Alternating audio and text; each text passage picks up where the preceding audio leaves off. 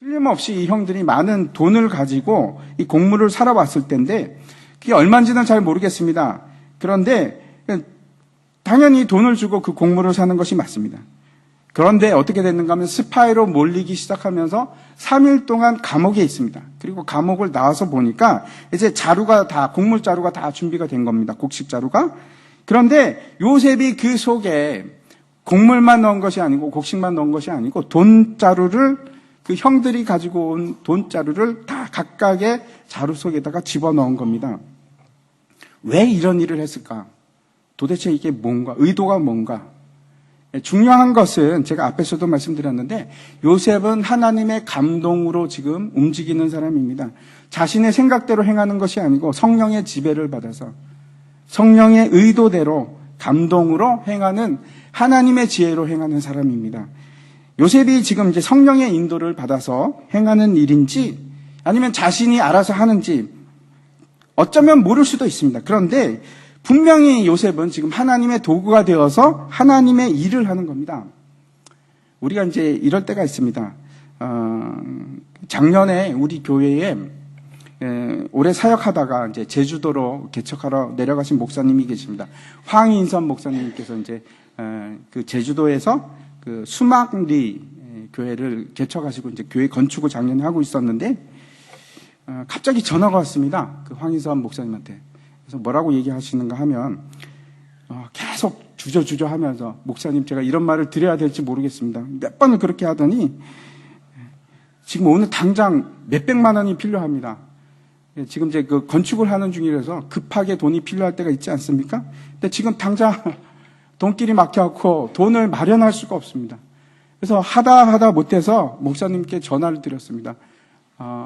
좀 융통해 주시면 제가 금방 갖겠습니다. 이렇게 얘기를 하는 겁니다. 제가 이제 그 전화를 받으면서 그런 생각을 했습니다. 야, 황인선 목사님이 절대 그럴 분이 아닌데 얼마나 급하면 나한테 전화를 했을까. 그러면서도 이제 제가 얼굴에 이렇게 빙그레 웃음이 미소가 생기는 겁니다. 왜 그런가 하면 그날 새벽에 우리 교회 집사님 중에 한 분이 큰 금액을 가지고 헌금을 하셨습니다.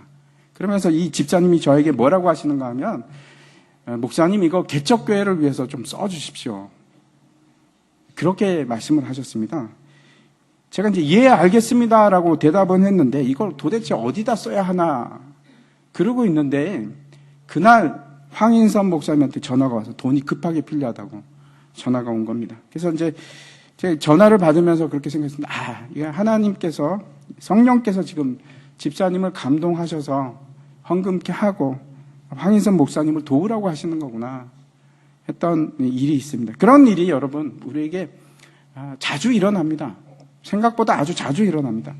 지금 요셉을 움직이는 것은 요셉 그 자신이 아니고 하나님께서 하시는 겁니다. 요셉이 이제 곡물 자루 속에다 돈을 숨긴 것을 그것만 한 것이 아니고 25절 다시 한번 보십시오. 25절에 보면은 또 뭐라고 하는가 하면 길 양식을 그들에게 주었다라고 얘기를 하고 있습니다. 길 양식이라는 것은 그 애굽에서 가나안 땅까지 가려면 한 250km 정도로 가야 합니다. 근데 그 길을 가면은 10일이 넘게 걸릴 텐데 가다 보면은 배도 고프고 물도 필요하고 양식이 필요합니다. 그래서 그 길 양식을 요셉이 다 챙겨준 겁니다. 일일이 길에서 먹을 수 있도록.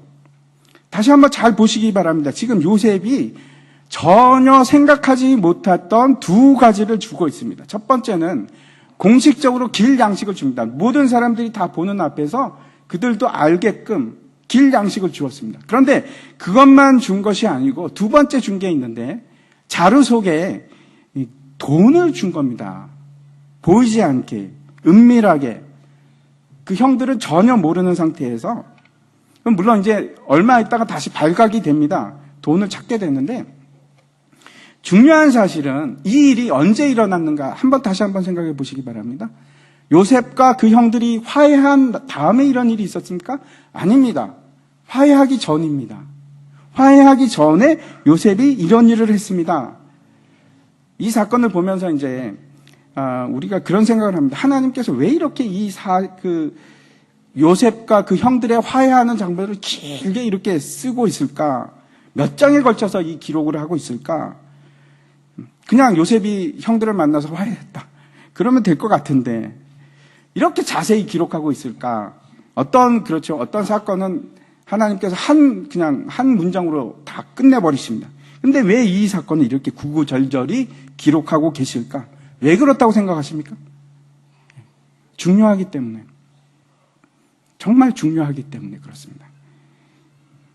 제가 이 요셉의 모습을 몇 번에 걸쳐서 말씀을 드렸는데, 이 요셉의 모습은 바로 이 세상을 구원하시기 위해서 오신 예수 그리스도의 모습을 우리에게 보여주고 있는 겁니다. 사람마다 예수님을 만나게 된 그 동기가 이야기가 다 틀립니다. 어떤 분은 그렇죠? 예수님을 만나기 전하고 예수님을 만나고 난 후가 명확하게 구분이 됩니다. 언제 무슨 사건 때문에 내가 예수를 믿게 되었다. 이런 분들이 있어서 그 전과 후가 다 틀린데 그런 분이 계신가 하면 어떤 분은 어릴 때부터 교회 다니기 시작해갖고 그게 없습니다. 명확한 구분이 없이 그냥 지나다 보니까 예수님이 나의 구주였습니다. 라고 고백하는 사람들도 계십니다. 그런데 내가 예수를 거부하고 예수를 미워하고 싫어했던 그전에는 그렇게 했던지 안 했든지 이전부터 중요한 사실은 예수님께서 저와 여러분을 아셨습니다. 너무나 잘 알고 계셨습니다. 마치 요셉이 그 형들을 알고 있었듯이. 그리고 또 한 가지, 예수님께서는 우리의 필요를 우리가 알아채기도 전에 공급하고 계셨습니다. 내 필요를 채우셨구나. 우리가 뒤를 돌아다 보면 그렇습니다. 하나님께서 내가 하나님을 미워하고 예수님을 잘 알지 못할 때도 하나님께서 내 필요를 채우고 계셨구나. 나를 사랑하고 계시고 나를 알고 계셨구나 하는 고백을 할 수밖에 없습니다. 예수님께서 우리에게 그 필요한 분명히 공급해 주십니다. 그때 일용할 양식을 우리에게 주옵시고 이렇게 이제 기도를 합니다. 일용할 양식을 주옵시고 할 때 그 일용할 양식이라는 것은 먹을 것만 얘기하는 것이 아니고 우리에게 필요한 모든 것들 그걸 하나님께서 우리에게 채워 주십니다. 특별히 언제 그런가 하면 우리가 광야길을 갈 때 그렇습니다. 광야길을 가다 보면 필요한 것들이 많은데 하나님께서 반드시 채워 주십니다. 아마 여러분 중에서도 지금 광야길을 가고 계신 분이 참 많을 거라고 생각합니다. 왜 그런가? 대부분의 우리는 인생이 그겁니다. 나그네로 광야길을 가는 사람들입니다. 그때 필요한 것이 하나님의 은혜입니다. 걱정하지 마시기 바랍니다. 우리가 광야길을 갈 때 임마누엘 하나님께서 우리에게 약속한 것이 있습니다. 세상 끝날까지 내가 너희와 함께 하리라 믿으시기 바랍니다. 하나님께서 우리에게 그리고 만나를 주십니다. 신명기 말씀에 이렇게 기록하고 있습니다. 8장 2절입니다. 내 하나님 여호와께서 이 40년 동안에 내게 광야길을 얻게 하신 것을 기억하라. 이는 너를 낮추시며 너를 시험하사 내 마음이 어떠한지 그 명령을 지키는지 지키지 않는지 알려 하심이라. 너를 낮추시며 너를 줄이게 하시며 또 너도 알지 못하며 내 열조도 알지 못하던 만나를 내게 먹이신 것은 사람이 떡으로만 사는 것이 아니오 여호와의 입에서 나오는 모든 말씀으로 사는 줄을 내가 알게 하려 하심이니라. 이 40년 동안에 내 의복이 헤어지지 아니하였고 내 발이 부르트지 아니하였느니라. 분명히 하나님께서는 우리에게 먹을 양식만 주는 것이 아니고 떨어지지 않는 옷도 주시고 그리고 신발도 주십니다. 분명히 그렇게 하십니다. 그런데 이것으로 끝나는 것이 아니고 더 중요한 것이 있습니다. 그게 뭔가 하면 지금 우리가 신경 쓰고 있지 않을 수도 있는데 진짜 중요한 것은 그 자루 안에 깊숙한 곳에 내가 알지 못하는 보화를 하나님께서 분명히 주셨습니다. 저뿐만 아니고 여러분에게도 모든 사람들이 다 자루가 있습니다. 자루 한번 보시기 바랍니다. 이사야서에 보면 그 하나님께서 고레스에게 하신 말씀인데 같이 한번 읽겠습니다. 시작. 내게 흑암 중에 보화와 은밀한 곳에 숨은 재물을 주어 내 이름을 부르는 자가 여호와 이스라엘의 하나님인 줄을 내가 알게 하리라. 여러분 우리가 이제 막 정리를 하다가 아니면 이제 청소를 하다가 보면은 전혀 생각지도 못한 곳에서 몇만 원이 나오기도 하지 않습니까? 그러면 횡재다 뭐 이렇게 생각할 수도 있는데 그런데 이거는 그 이상입니다. 뭐라고 얘기하고 계신가 하면은 하나님의 이름을 부르는 자, 하나님의 기름 부음 받은 자에게 반드시 특권이 있는데 그것이 뭔가 하면은 우리에게 주어진 보화가 있습니다. 감추어진 은밀한 보화가 있습니다. 예수님께서 천국 비유를 말씀하실 때 밭에 감추인 보화 이야기를 하셨는데 어떤 사람이 우연히 밭에 가다가 보화를 발견합니다. 그리고 나서 그걸 다시 묻고 자기가 가진 모든 것을 다 팔아서 그 밭을 보화를 삽니다. 그런데 이 어마어마한 가치를 가지고 있는 보화가 도대체 무엇인가? 여러분 뭐라고 생각하십니까? 골로새서 한번 보여주시기 바랍니다. 골로새서 2장인데 제가 읽겠습니다. 이는 그들로 마음의 위안을 받고 사랑 안에서 연합하여 확실한 이해의 모든 풍성함과 하나님의 비밀인 그리스도를 깨닫게 하려 함이니 그 안에는 지혜와 지식의 모든 보화가 감추어져 있느니라. 여러분 우리에게는 너무나 귀중한 보화가 있는데 그게 이미 주어져 있습니다. 우리에게 주어져 있습니다. 단지 문제는 우리가 그것을 발견하지 못하고 있을 뿐입니다. 왜? 표면만 보고 있으니까. 그게 얼마나 귀한지 모를 뿐입니다. 자세히 한번 자루 안을 보시기 바랍니다. 깊게 파시기 바랍니다. 그 안에 분명히 있습니다. 놀라운 보화를 발견하게 되실 겁니다. 지금까지 해오던 식으로 그냥 예배드리고 교회에 너무 깊이 들어가려고 하지 말고 적당히 거리를 유지하면서 여러분 그렇게 하는 것이 현명하고 똑똑한 것이 절대 아닙니다. 깊이 들어가셔야 됩니다. 예수 그리스도에게 깊이 들어가시고 성경을 깊이 아시고 하나님을 깊이 만나셔야 합니다. 그러면 반드시 보화를 보게 됩니다. 적당한 거리 유지하고 그러지 마십시오. 깊이 들어가셔야 됩니다. 나는 이 정도면 돼. 오늘 주일 예배 드렸고 아유 감사하고 그리고 돌아가면 돼. 로 그치지 마시기 바랍니다. 그게 다가 아닙니다, 여러분. 표면 아래에 아주 중요한 보화가 있습니다. 틀림없이 있습니다. 저는 봤습니다. 그 길로 가십시오. 그게 진짜 현명한 길입니다. 거기에 생명이 있고 거기에는 세상이 알려주지 않는 너무나 중요한 진리가 거기에 있고 세상이 줄 수 없는 평화가 거기에 있습니다. 그리고 세상이 도저히 줄 수 없는 기쁨이 있습니다. 표면으로 봐서는 여러분 절대로 발견하지 못합니다. 한 발 더 나아가시기 바랍니다. 한 발 더 깊숙이 들어가시기 바랍니다. 손을 더 깊이 넣으시기 바랍니다. 내가 가진 자료에도 분명히 그 보화가 있습니다. 그 보화를 발견하시기 바랍니다. 27절 한번 보겠습니다. 같이 한번 읽겠습니다. 시작. 한 사람이 여관에서 나귀에게 먹이를 주려고 자루를 풀고 본즉 그 돈이 자루 아귀에 있는지라. 이 사람이 누군지 모르겠습니다. 형제들 중에서 누군지는 모르겠는데 길을 가다가 지금 이제 가나안 땅까지 가는 여정입니다. 그 가는 도중에 곡식을 좀 나귀에게 먹이려고 풀어봤더니 어떻게 된 건지 자루가 위로 올라왔는지 돈주머니가 보인 겁니다. 아싸, 이거 웬 횡재냐 라고 하면은 좋을 것 같은데 그게 맞을 것 같은데 어떻게 하냐면 이 사람이 두려워하기 시작합니다. 생각해 보시기 바랍니다. 이제 물건을 실컷 사고 여러분도 그런 기억이 있으시리라고 생각하는데 특히 어릴 때 그랬습니다.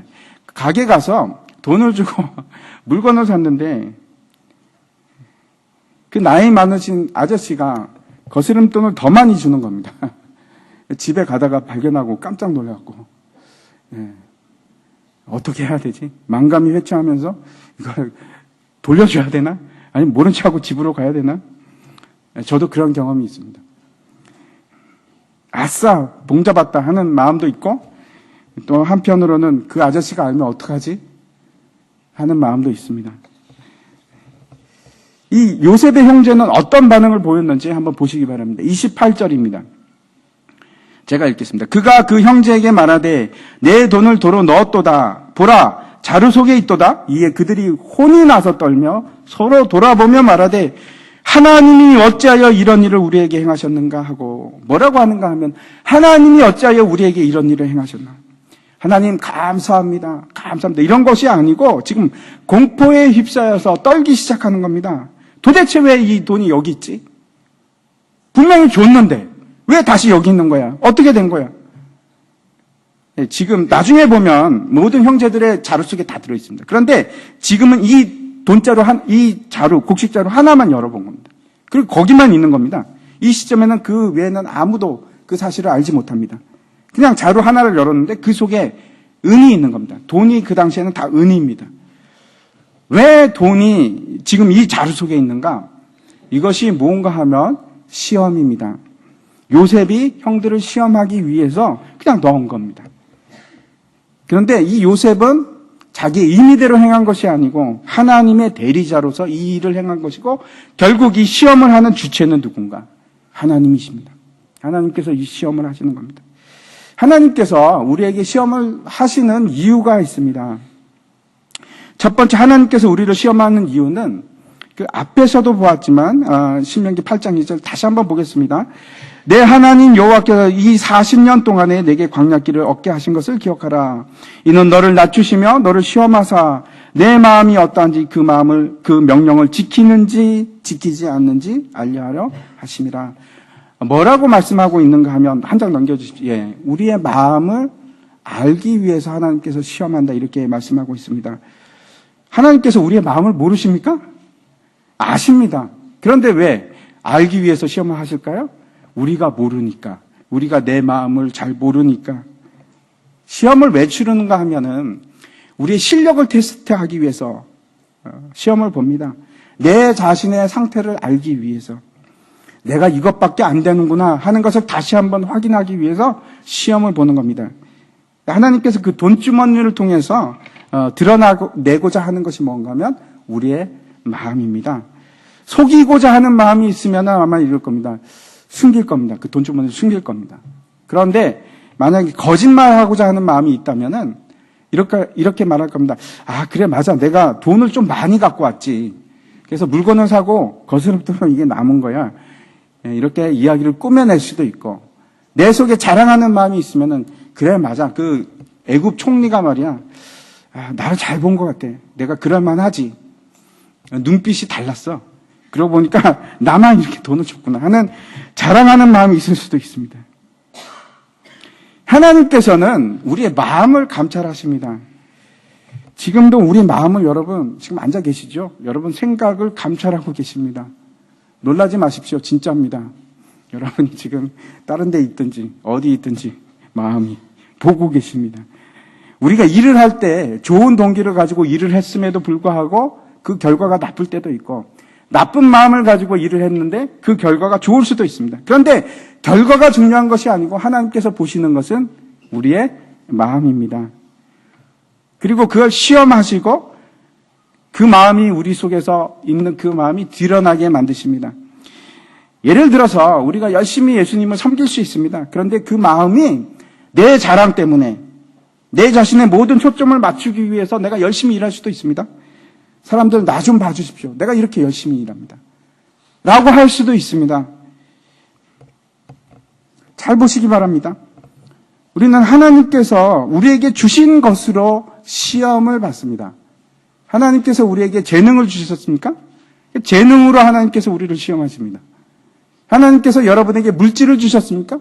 재물을 주셨습니까? 그 재물로 여러분을 시험할 수 있습니다. 승리하시기 바랍니다. 중요한 것은 우리의 마음입니다. 내 마음이 어떠한가? 두 번째, 하나님께서 우리를 시험하는 이유가 있는데 사사기 3장 4절 말씀입니다. 남겨두신 이 이방 민족들로 이스라엘을 시험하사 여호와께서 모세를 통하여 그들의 조상들에게 이르신 명령들을 순종하는지 알고자 하셨더라. 두 번째, 하나님께서 우리를 시험하시는 이유는 하나님의 말씀에 순종하는지 순종하지 않는지, 그것을 알게 하기 위해서. 하나님께서 모르십니까? 예, 하나님께서는 다 알고 계십니다. 그럼에도 불구하고 우리는 우리의 상태를 잘 모르기 때문에 순종하지 않으면서도 내가 순종하는 것처럼 여길 수도 있고, 그걸 보게 하십니다. 우리가 이제 흔히 이런 말을 합니다. 시험 들었어. 저 성도님은 시험 들은 것 같아. 그래서 요즘 예배도 잘 안 나오죠? 하는 말을 우리가 합니다. 그때 이 시험이라는 게 무슨 뜻입니까, 여러분? 그게 뭔가 하면 믿음에 관한 문제입니다. 이유가 어떻게 되었던, 이 사람이 사람 때문에 시험을 들었건 아니면 목사 때문에 시험을 들었건 관계 때문에 뭐 다른 것 때문에 시험에 들었건 문제는 믿음의 문제입니다. 하나님과의 관계 문제입니다. 진짜 하나님이 계신가? 그러면은 예배는 떠나지 않습니다. 진짜 성경이 맞는 걸까? 그리고 그 결과가, 직접적인 결과가 뭔가 하면은 예배를 드리지 않는 것으로 나타납니다.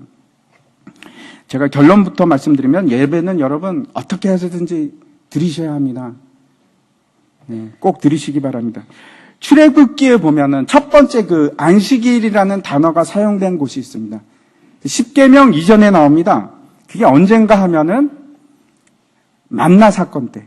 하나님께서 만나를 주실 때 십계명 이전에 만나를 주실 때 안식일에 대해서 말씀하십니다. 매일 만나가 내리는데 그런데 언제 안 내립니까? 안식일에는 안 내리는 겁니다. 그 자체가 시험입니다.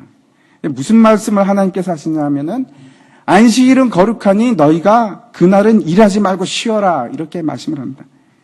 그날은 만나가 내리지 않으리라. 그런데 그걸 믿지 않고 사람들이 가서 막 만나가 있나 막 찾아보지 않습니까? 그 말씀에 순종하는지 보려고 하셨습니다.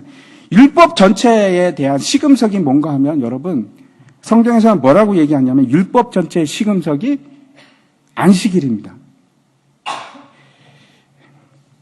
하나님께서 율법을 주시면서 그 율법을 지키는지 안 지키는지 시금석을 뭘로 지금 체크하시는가? 안식일로 하시는 겁니다. 지금도 마찬가지입니다. 주일날 예배가 하나님의 말씀에 순종하는가 순종하지 않는가 굉장히 중요한 시금석이 됩니다. 여러분 주일을 지킨다는 것은 결코 쉬운 일이 아닙니다. 굉장한 순종이 필요하고 그리고 굉장한 헌신이 필요합니다. 내가 하루를 온전히 하나님께 드리겠다? 쉬운 일이 아닙니다. 굉장한 믿음이 필요로 하는 일입니다. 오늘 본문에서 보면 이 돈은 형제들에게 굉장히 두려운 마음을 주게 됩니다. 왜? 이 돈 때문에 지금 스파이 누명을 쓰고 있는데 이제는 도둑 누명까지 쓰게 된 겁니다. 그럼에도 불구하고 어떤 역할을 하는가 하면 요셉의 명령대로 그 동생을 데리고 다시 이집트로 갈 것인가? 두려워서 못 갈 것인가? 이 돌이 그것을 시험하고 있습니다. 돈이. 세 번째, 하나님께서 우리를 시험하는 이유가 있습니다. 시편 66편 말씀 보겠습니다. 같이 한번 읽겠습니다. 시작. 하나님이여 주께서 우리를 시험하시되 우리를 단련하시기를 은을 단련함 같이 하셨으며 단련을 하기 위해서 반드시 필요한 것이 있는데 불을 지나는 일입니다. 그리고 두들김을 당해야 됩니다. 순수해지기 위해서, 강해지기 위해서. 욥기 얘기를 보면 욥이 왜 자신이 그런 시련을 당해야 되는지 알지를 못합니다. 사탄이 하나님께 그럽니다. 욥이 당연하지요. 그렇게 복을 받았는데 하나님께 충성하는 것이 당연하지요. 하나님 만약에 그 복을 다 뺏어가면 틀림없이 하나님은 배신할 겁니다. 배반할 것입니다. 아니야, 그럴 리가 없어. 틀림없습니다. 그래서 하나님께서 목숨만 부지하게 하고 나머지는 다 고난을 사탄에게 줍니다. 그리고 극심한 환난을 연단을 받지 않습니까? 그때 욥이 고백했던 말이 있습니다. 23장 10절인데 그러나 내가 가는 길을 그가 아시나니 그가 나를 단련하신 후에는 내가 순금같이 되어 나오리라. 정말 다행인 것은 우리에게는 이런 욥과 같은 시험을 주시지 않습니다. 왜냐? 하나님께서 감당할 만한 시험을 주시기 때문에 저는 감당할 수 없을 것 같습니다. 그런데 또 뭐라고 말씀하시는가 하면은 시험 당할 때에 피할 길을 주시겠다고 하십니다. 너무나 놀라운 것은, 은혜로운 것은 하나님께서 시험만 주시는 것이 아니고 시험을 주실 때 반드시 통과하게끔 하시는 겁니다. 그리고 피할 길도 주시겠다는 겁니다. 그래서 만약에 여러분에게 어려운 시험이 왔습니까? 기뻐하십시오. 왜냐하면 이제 그 시험을 감당할 만한 믿음이 되었기 때문에 그렇습니다. 연약한 사람한테는 절대로 시험을 주지 않습니다. 저 사람이 그래도 이 시험은 감당할 만하구나. 그래서 어려운 문제를 주시는 겁니다. 그리고 그 시험을 이기는 약속이 되어 있습니다. 얼마나 감사한 일입니까? 베드로전서 한번 보여주시기 바랍니다. 6절과 7절 제가 읽겠습니다. 그러므로 너희가 이제 여러 가지 시험으로 말미암아 잠깐 근심하게 되지 않을 수 없으나 오히려 크게 기뻐하는도다. 너희 믿음의 확실함은 불로 연단하여도 없어질 금보다 더 귀하여 예수 그리스도께서 나타나실 때에 칭찬과 영광과 존귀를 얻게 할 것이니라. 우리를 시험을 주는 이유가 있습니다. 왜? 칭찬과 영광과 존귀를 얻게 하기 위해서. 그래서 마지막 네 번째, 하나님께서 우리를 시험하시는 목적, 마지막 목적이, 진짜 목적이 뭔가 한번 신명기 8장 16절 말씀 보여주십시오. 같이 읽겠습니다. 시작. 내 조상들은 알지 못하던 만나를 광야에서 내게 먹이셨으니 이는 다 너를 낮추시며 너를 시험하사 마침내 내게 복을 주려 하심이었느니라. 야고보서 1장 12절 말씀도 읽겠습니다. 시험을 찾는 자는 복이 있나니 이는 시련을 견디어 낸 자가 주께서 자기를 사랑하는 자들에게 약속하신 생명의 면류관을 얻을 것이기 때문이라. 하나님께서 우리에게 시험을 주시는 진짜 최종적인 목적은 뭔가 하면 우리를 영화롭게 하고 우리를 존귀케 하고 우리에게 생명의 면류관을 주시기 위해서 시험을 하십니다. 하늘의 복을 주시기 위해서. 요셉의 형들에게 주어진 이 시험도 역시 마찬가지입니다, 여러분. 이 일을 통해서 결국 하나님께서 무엇을 이루시느냐? 그들을 구원케 하시는 겁니다. 기근에서 구원케 하시고 생명을 주십니다. 가나안 이제 집에 돌아와서 각자 이제 그 자루를 쏟아 보니까 자루마다 뭐가 들어있는가 하면 돈뭉치가 들어있는 겁니다. 이를 보고 나서 야곱과 그 아들들이 다 막, 두려워하고 어찌할 바를 모릅니다. 왜 이렇게 두려워했을까? 이집트에서 스파이로 몰려서 그렇습니까? 그런데 이제 도둑까지 몰리게 되어서 그렇습니까? 맞습니다. 그것도 맞습니다. 그런데 또 다른 이유가 있습니다. 그게 왜 그런가 하면 다시 한번 28절 말씀 보여주십시오. 제가 다시 한번 읽겠습니다. 그가 그 형제에게 말하되 내 돈을 도로 넣었도다. 보라 자루 속에 있도다. 이에 그들이 혼이 나서 떨며 서로 돌아보며 말하되 하나님이 어찌하여 이런 일을 우리에게 행하셨는가 하고 두려웠던 이유가 있는데 그 이유가 뭔가? 죄책감 때문입니다. 20년 전에 동생을 노예로 팔았는데 그 일이 아직도 여전히 남아있어서 나를 괴롭히는 겁니다. 20년이 지났는데도 죄책감에 사로잡혀 있습니다. 그런데 여러분 기억하십시오. 하나님께서 우리를 시험하시는 것은 우리를 유혹해 해서 우리를 멸망에 이르게 하기 위해서 시험하시는 것이 아닙니다. 그런 시험은 하나님께서 하지 않으십니다. 야고보서에 나와 있습니다. 하나님께서 우리에게 시험을 하시는 이유가 뭡니까, 여러분? 복을 주시기 위해서. 우리를 영화롭게 하기 위해서, 우리를 존귀케 하기 위해서, 우리를 정금보다 더 단련해서 순금이 되게 하기 위해서. 그게 목적입니다. 우리를 멸망시키고 파멸시키려고 유혹하는 것이 아닙니다. 그런데 사탄이 우리에게 지속적으로 속삭이는 것이 있습니다. 너는 죄인이야. 네가 아무리 그래봐. 너는 또 죄를 지어. 너는 벗어날 수 없어. 내가 내 본성을 잘 알아. 너는 그런 놈이야. 죄 중에서 살 거야. 거짓말입니다. 믿지 마십시오.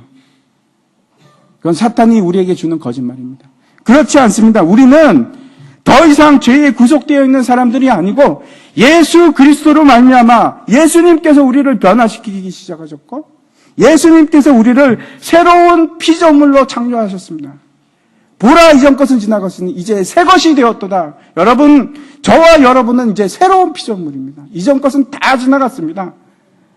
이제는 죄인이 아닙니다. 두려워하지 마시기 바랍니다.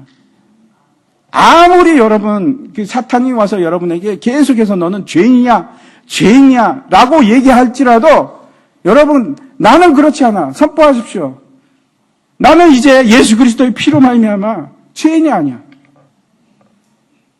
나는 이제 더 이상 죄에 구속받지 않아. 선포하시기 바랍니다. 그런데 그것보다 더 중요한 진짜 이 형제들이 두려워하는 이유가 있습니다. 누가 두려운가? 요셉이 두려운 겁니다.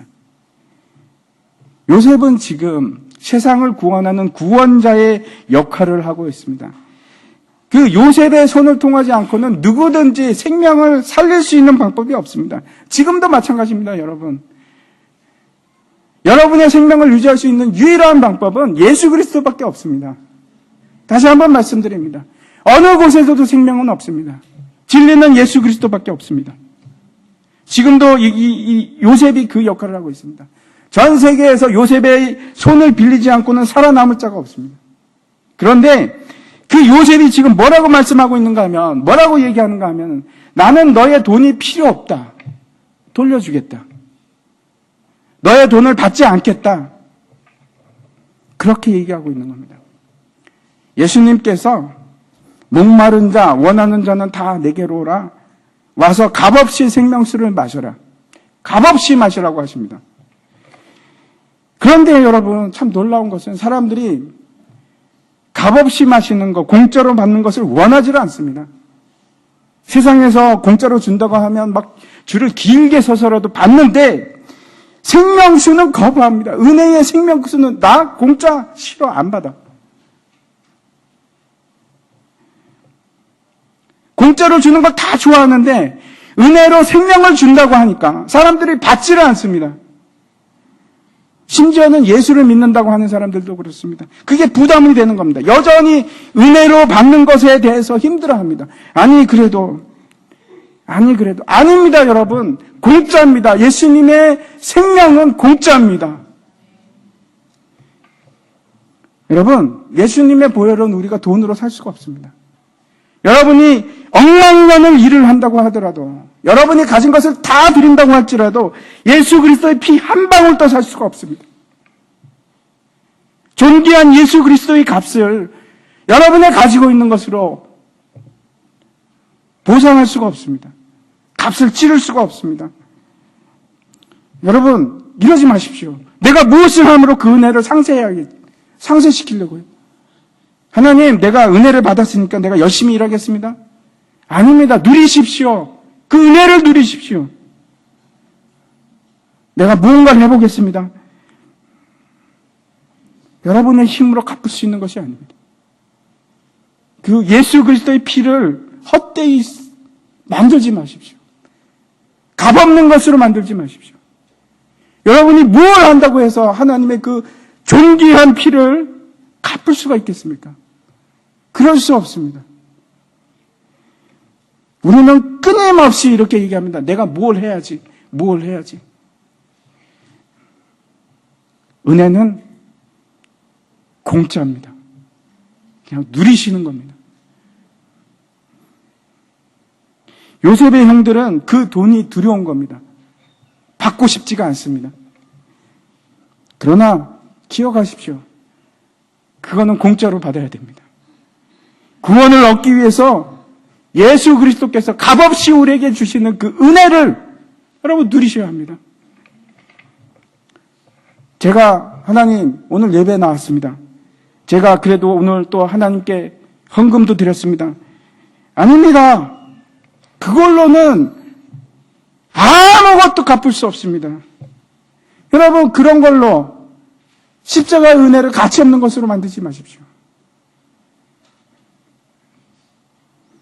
은혜를 가치 있게 여기시기 바랍니다.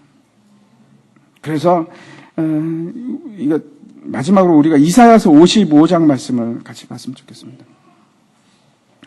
같이 읽겠습니다. 시작. 오라 너희 모든 목마른 자들아 물로 나오라. 돈 없는 자도 오라. 너희는 와서 사 먹되 돈 없이 값 없이 와서 포도주와 젖을 사라.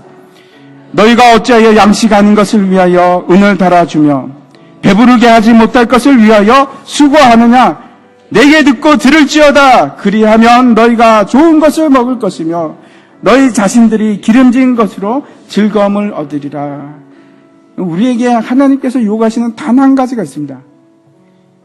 그게 뭔가 하면 은혜에 대한 타는 목마름. 제가 오늘 말씀을 정리하려고 합니다. 하나님께서 요셉을 통해 그 형들을 시험하셨습니다. 그 시험이 우리의 죄를 기억하게 하고 또 때로는 우리를 두렵게 할 수도 있습니다. 하지만 여러분, 우리는 그 시험을 반드시 이길 수 있습니다. 분명히 통과합니다. 어떻게?